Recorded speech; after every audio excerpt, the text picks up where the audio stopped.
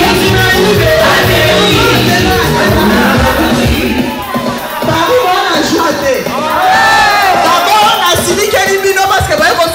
raté.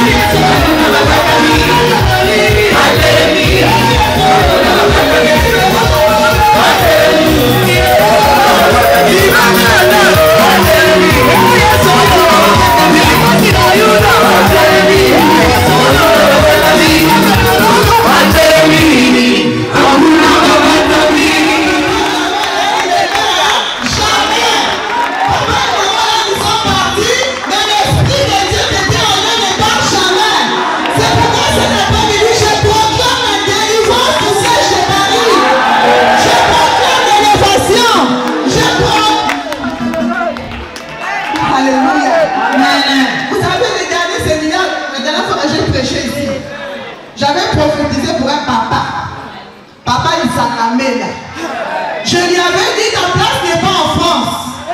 Le Dieu de mes parents fera de toi un grand monsieur au Congo.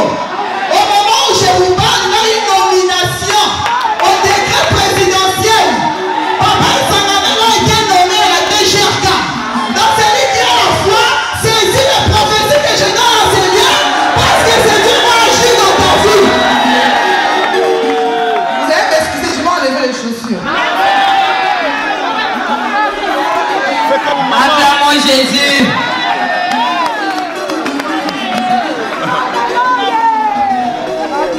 Préparez-vous à recevoir. Alléluia. Gloire. Merci Seigneur. Nous allons fermer les yeux. Seigneur, je te dis merci, l'alpha et l'oméga, le commencement à la fin de toutes choses. Toi qui savais dans ton plan qu'aujourd'hui je vais être ici à Paris. J'ai fait des voyages dans ma vie, Seigneur. Mais je n'ai jamais eu un combat que j'ai eu cette fois-ci. Parce que tu savais qu'il y a une maman qui ne fait que pleurer depuis qu'elle est dans ce ministère. Il y a un papa qui se pose des questions sur sa vie depuis qu'il est venu au ministère. Et tu m'as dit, va en France pour libérer les enfants. Seigneur, l'adoration d'aujourd'hui n'est pas comme les autres. C'est une adoration où tu vas arrêter l'hémorragie de la vie de tes enfants. Merci Seigneur pour ton onction. Merci Jésus pour ton sang qui est en ces lieux. Merci Jésus pour ton esprit qui va parler à ma place. Que je disparaisse et que l'onction de maman au lac, qui est ma mère spirituelle, que la même onction que tu en es descende sur moi en ce moment, pour que tu puisses libérer les captifs, pour que tu puisses changer des situations compliquées, pour que tu puisses restaurer les foyers, restaurer les maisons. Merci Jésus. Je sens déjà ta présence dans ce lieu. Merci Seigneur. Nous allons acclamer Jésus-Christ. Je vais remercier le Seigneur qui a voulu que je vienne aujourd'hui ici. Je remercie le couple qui m'a invité en France cette fois-ci. C'est le pasteur James de l'église ICC. Ce n'est pas notre ICC parce qu'il y avait une confusion. C'est l'ICC du pasteur James. Dieu lui a parlé, Dieu lui a dit cette fois-ci pour la conférence des femmes, invite l'une des filles de Maman Olang. Il n'a jamais côtoyé Maman Olang, il côtoie les pasteurs Chibundu, les pasteurs Ebenezer. Et il regardait, Dieu lui a dit, regarde les 7 enfants de Maman Olang. Dieu lui a dit, invite celle-là. Et le thème celle qu'il avait mis, c'était femme. Pourquoi pleures-tu? Dieu lui a dit que c'est parmi les filles des enfants de maman, c'est elle qui pleurait beaucoup. Elle a un message pour les femmes qui pleurent, pour les hommes qui pleurent. Je viens te dire ce soir, arrête de pleurer. Jésus-Christ est venu assurer les membres de tes yeux. Et c'est comme ça qu'il m'a appelé. Il m'avait écrit sur ma page officielle de Facebook. Il m'a appelé, je lui ai dit, je vais d'abord en prière. Et quand j'ai mis en prière, Dieu m'a dit, tu peux partir. C'est comme ça que je l'ai appelé, je lui ai dit, pasteur, je veux venir. Il a payé le billet. Je n'ai jamais eu un combat comme ça de ma vie. Je voyage, je vais partout, mais je n'ai jamais eu le combat que j'ai cette fois-ci. Il paye mon billet, je lui ai dit, achète-moi Air France. Il me dit que Air France est full, SN Bruxelles c'est full. Alors il me paye Turkish Airlines. Je prends mon vol à Kinshasa, j'atterris en Turquie pour venir ici. On est arrivé à 8 h du matin. Je devais prendre ma correspondance à 12 h. J'arrive devant les gates où je dois monter dans l'avion. Des policiers viennent là. Ils me disent, madame, va de côté. Je vais de côté. Il faut entrer tout le monde. Maintenant, tout le monde entre. Je dis, mais moi, je ne pars pas. Il dit, toi, tu ne voyages pas. Reste de côté. Oh. Je dis, je ne voyage pas. Qu'est-ce que j'ai fait? Donne-moi ton passeport. Je donne mon passeport. Il regarde. C'est un passeport où il y a les visas du Canada, des États-Unis. Moi, j'ai le visa de 10 ans des États-Unis. J'ai le visa du Canada 5 ans. J'ai le visa de Londres 5 ans. Et mon visa Schengen. Il dit que non, ton visa est un faux visa. Tu ne voyages pas. Je dis, quel faux visa? J'ai voulu m'énerver comme une moutette là. Le Seigneur m'a dit, ne t'énerve pas. Si tu t'énerves, tu n'iras pas en France. Ce sont des policiers des ténèbres. Ce ne sont pas des humains, ce sont des esprits. Je suis resté calme. J'ai vu comment les autres sont montés dans l'avion, comment l'avion décollait. Maintenant, je leur ai dit, qu'est-ce que j'ai fait? Ils disent, en tout cas, ça ne regarde pas. Toi, tu ne pars pas. Va au guichet, va acheter un nouveau billet. J'ai dit, oh, acheter un nouveau billet comment? Mais mon billet, c'est ça pour aller à Paris. Ils me disent, Dieu m'a dit, reste calme. Je suis allé au coin, j'ai commencé à pleurer. J'ai dit, Seigneur, pourquoi ma vie c'est toujours comme ça? Pourquoi toujours les combats si je vais arriver à ma destinée? Dieu me dit, appelle le pasteur qui t'a invité. Il m'a dit, si tu appelles les missionnaires de Paris, ils vont s'agiter. Si tu appelles tes frères et tes soeurs, ils vont s'agiter parce qu'ils vont paniquer. Appelle le pasteur qui t'a invité. Je l'appelle, je dis, papa, regarde ce qui se passe. Il me dit, ferme les yeux, on va prier. Il a commencé à prier au téléphone, on a prié au téléphone, on a prié, il dit, reste calme, Dieu va me dire ce qu'on va faire. Après 2 heures du temps, il m'appelle, il me dit, on achète un nouveau billet. Je dis, oh, mais ce sera la même chose, parce qu'il m'a refusé d'embarquer. Il dit, tu ne rentres pas à Kinshasa, tu vas être ici à Paris. Et c'est comme ça qu'il m'achète un nouveau billet. Et le billet, c'était le vol maintenant le lendemain à 6 heures. Donc j'ai dormi à l'aéroport par terre. Ma carte ne passait pas. J'ai appelé à Sophie, j'ai dit, rechargez-moi la carte là-bas pour que je paye l'hôtel à l'aéroport. Et Sophie dit que non, les banques ont déjà fermé. Donc j'ai dormi par terre. J'ai commencé à dire, mais pourquoi ça? Dieu m'a dit, quand tu veux entrer dans ta destinée, quand tu es appelé à être grand, tu passeras dans des situations compliquées. Et si tu passes dans ces situations-là, ne pleure pas, ne te décourage pas, parce que tu vas dans ta destinée. Donc si dans ta vie, tu vois que les choses sont noires, tout le monde te rejette, tout le monde t'accuse, tu tournes en rond, ça veut dire que tu as une destinée avec Jésus-Christ.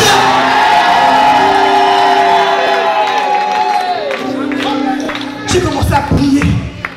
J'ai commencé à tourner l'aéroport. Donc toute la journée à ne rien faire. J'ai commencé à prier. Et à 6 h du matin, je vais maintenant où je devais embarquer un nouveau billet.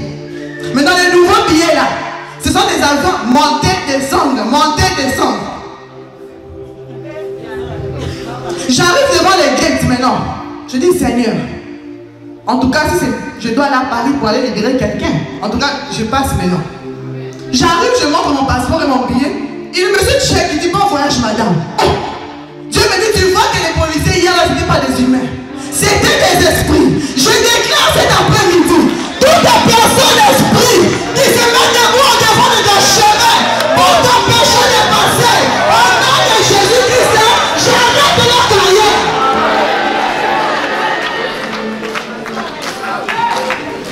On t'envoie des esprits devant ta destinée. On t'envoie des démons devant ta destinée. On te met des murs. Mais Jésus-Christ est Seigneur. Quel que soit les murs, quel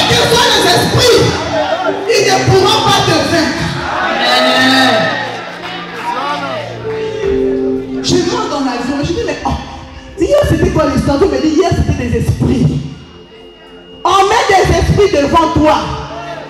Mais aujourd'hui, tu es rempli de feu. Même si les esprits viennent à 1000, même s'ils viennent à 10 000, ton feu va les écarter de toi. Il est commencé à t'atteindre. Et c'est comme ça que je suis arrivé hier à 6 h. Non, c'est à quelle heure, papa? À 17 h. Hein? J'arrive hier à 17 h. Maintenant, l'avion, on m'a mis les derniers avions, la Air France, là, pour arriver ici à Paris. Un petit avion comme ça. Quand on a décollé, on a commencé à bouger jusqu'à ce qu'on a atterri. Tu dis, Seigneur, tu m'as fait monter pour que je puisse mourir. Dieu m'a dit, tu ne mourras pas.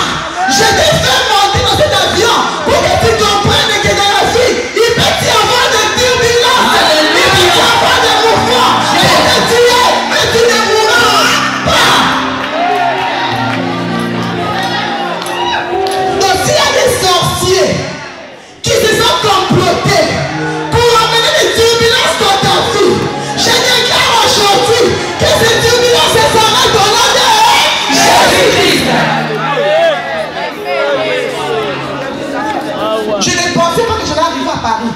Il y a quelqu'un qui est à côté de moi qui me demande, mais madame, pourquoi tu... Parce que j'ai commencé à pleurer. Il dit, la confie. La tini bana. Elle m'a dit, ne pleure pas, on va arriver. Maintenant, on traversait la zone des Alpes. Hein? Les Alpes.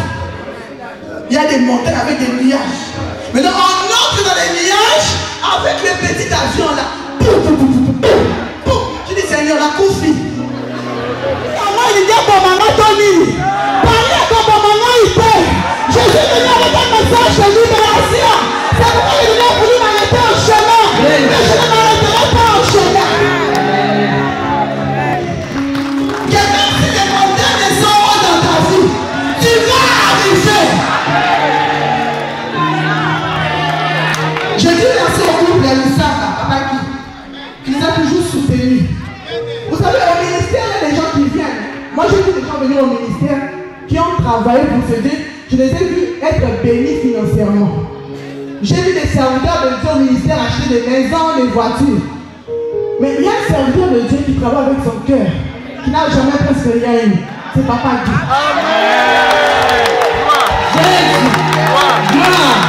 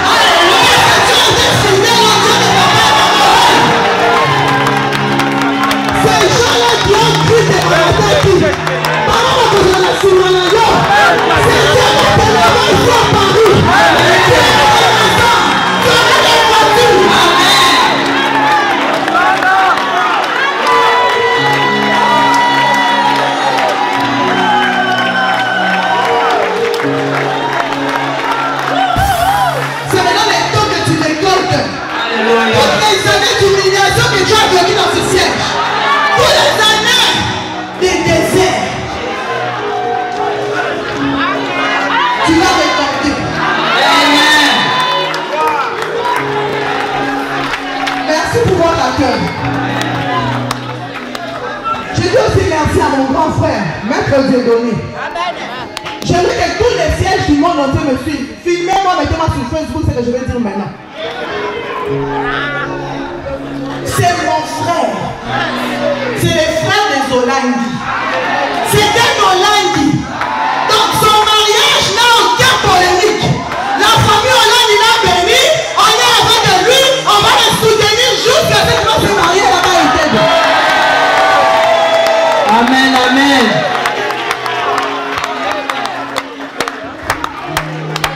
Parce que moi je connais le ministère. Je suis maman Olandi, je connais ce ministère.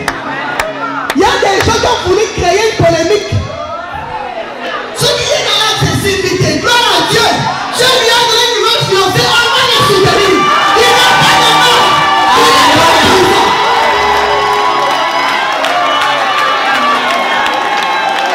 Donc, voix-là, qui voulait mettre la confusion pour ton mariage. Il n'y a pas de confusion. Nous te soutenons, fais de l'enfant. Donc j'espère que j'ai arrêté les ondits là. Amen.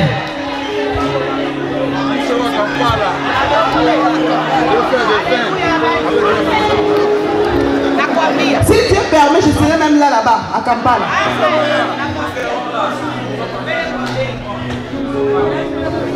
Merci à tous les missionnaires, tous les serviteurs de Dieu de Paris. Merci à Bienvenue. Bienvenue, c'est mon frère. Amen.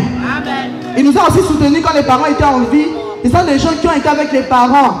Les ont aidés en Afrique du Sud. C'est le petit frère du frère Mouya. Que Dieu vous bénisse. Les frères Samuel, les frères Blaise, vous m'avez encadré. Et aujourd'hui, c'est maintenant les fruits. Amen. Que Dieu vous bénisse, Serge de Paris, pour votre amour. Je vous aime beaucoup. Nous allons lire dans Luc 8, le verset 40.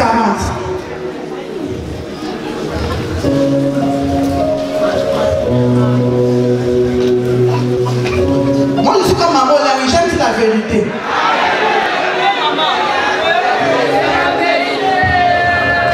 Parce que le ministère est tellement grand, si on n'arrête pas les ondits là, c'est ça qui détruit le ministère. Frère Dieudonné et les membres de la famille Olanga. Enfin, de honorer comme on a honoré Nice. Alléluia. Gloire à Jésus. Luc 8. Le thème d'aujourd'hui, c'est l'hémorragie va s'arrêter. Je suis venu ici pour que l'hémorragie s'arrête. Tu as vu quelque part que tout ce que tu tiens, tout ce que tu as dans ta vie, tu ne jouis pas de cela. Tu t'es marié, tu pleures. Tu as mis au monde, tu pleures. Tu achètes une maison, tu pleures. Ni en faisant ça, tu ne fais qu'à pleurer.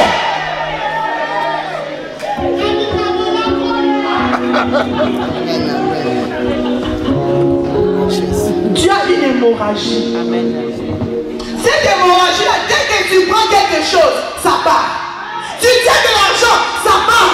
Tu as un mariage, ton mariage part. Tu as des enfants, les enfants partent. L'hémorragie tout autour de ta vie. Mais je déclare cet après-midi, l'hémorragie va s'arrêter. Luc 8:40. Maman, vous commencez.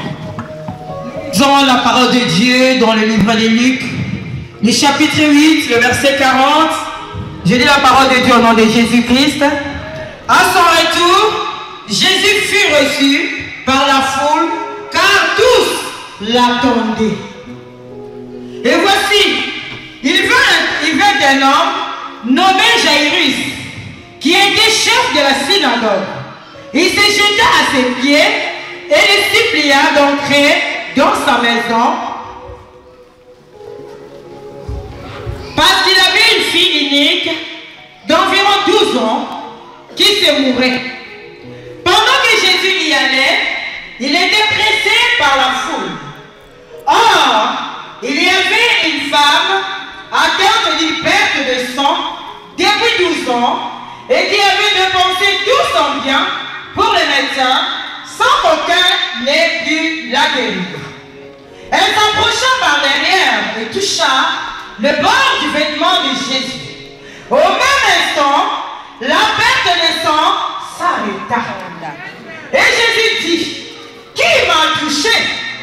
Comme tous s'en défendaient, Pierre et ceux qui étaient avec lui dirent, Maître, la foule t'entoure et te presse, et tu dis qui m'a touché? Mais Jésus répondit, quelqu'un m'a touché, car j'ai connu qu'une force était sortie de moi. La femme, se voyant découverte, vint toute tremblante, se jeta à ses pieds et déclara devant tout le peuple pourquoi elle avait touché et comment elle avait été guérie à l'instant. Jésus lui dit, ma fille, ta foi t'a sauvée. Amen. Va en paix. Amen. Jésus était entouré de 3 sortes de personnes. Je veux que tu écrives ça. Jésus était entouré de la foule, entouré des disciples, entouré des pharisiens. La foule, les disciples et les pharisiens. C'était ces trois sortes de personnes qui suivaient Jésus partout là où il partait. Mais qu'est-ce qui s'est passé? La foule suivait Jésus. Les pharisiens contradisaient Jésus. Les disciples étaient là à côté de Jésus comme les appelait pour soutenir Jésus dans son ministère. Mais ce n'est pas tout le monde qui faisait une histoire particulière avec Jésus. La foule était là, mais il y avait des gens qui se démarquaient de la foule. En fait, les noms soient cités particulièrement. Il y avait des gens, quand ils voyaient Jésus venir, ils disaient non, je ne resterai pas dans la foule. Il faut que je fasse la violence pour que Jésus me voie, pour que j'ai une expérience avec ces dieux. Amen. Pourquoi la foule suivait Jésus pour manger? Parce que quand la foule venait, après avoir suivi les messages, Jésus leur donnait la nourriture. La foule, comme on dit à Lingala, derrière Jésus, bon à l'oyété. Il ne savait même pas qui était Jésus. C'est quoi même Jésus? Il ne savait pas. Pour eux, quand tu vois Jésus faire des miracles, la Bible dit qu'il restait dans l'admiration. Il y a des gens, depuis que tu es ici, tu ne fais qu'admirer les autres. Tu ne fais qu'admirer les miracles des autres. Et puis tu critiques. Ceux qui expliquent, tu critiques. Ceux qui expliquent, tu applaudis. Quelle est ta position à côté de Christ?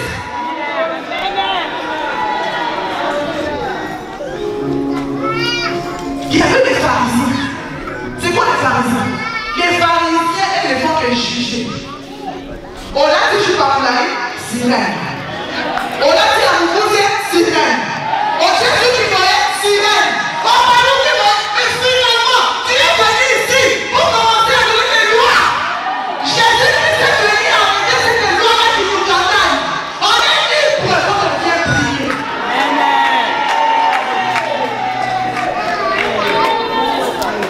Les pharisiens n'ont pas rigolé. Est-ce que c'est marrant de dire ça?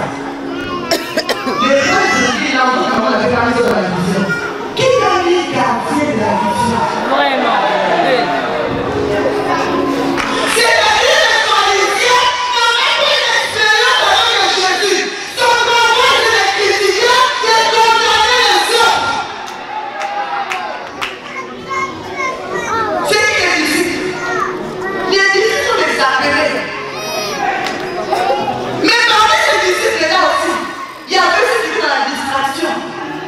Il est jusqu'à ce que Jésus est mort. Ils n'ont rien compris de Jésus. Mais il y avait aussi des gens